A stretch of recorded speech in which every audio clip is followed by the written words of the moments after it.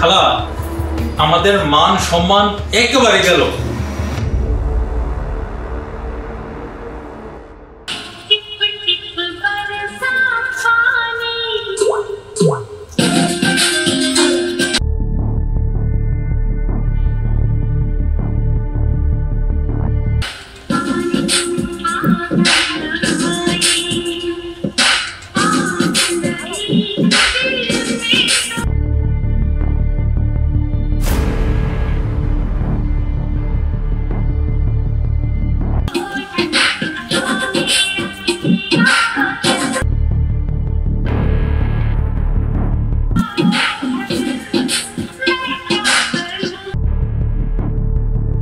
খালা, খালা,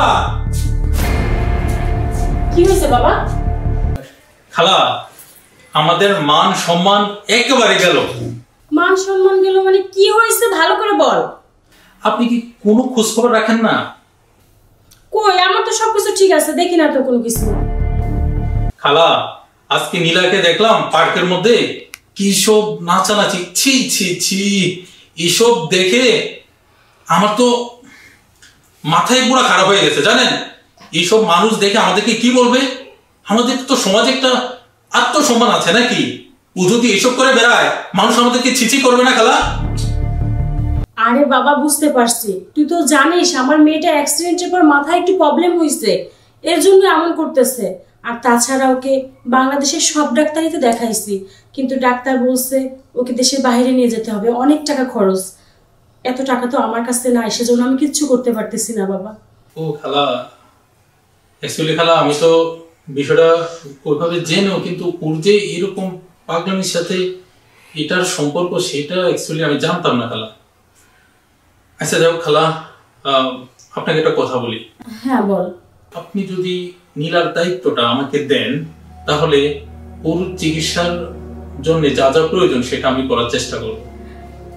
তুই কি বলিস বাবা? তুই তো ভালো কথা বললি। তাছাড়া তুই আমার বোনের ছেলে, তুই তো আমারও ছেলে। তুই যদি আমার মেয়েটার দায়িত্ব নিতে পারিস, আমি একটু চিন্তামুক্ত হই বাবা।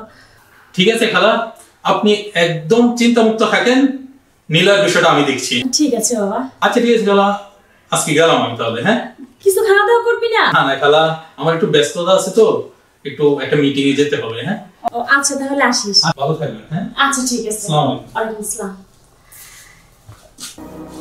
ভালোই হলো, বোনের ছেলে। আর তাছাড়া ওর সাথে যদি আমার মেয়েটাকে একবার বিয়ে দিয়ে দিতে পারি, তাহলে তো কোনো কথাই নেই। যাক, ভালোই হয়েছে।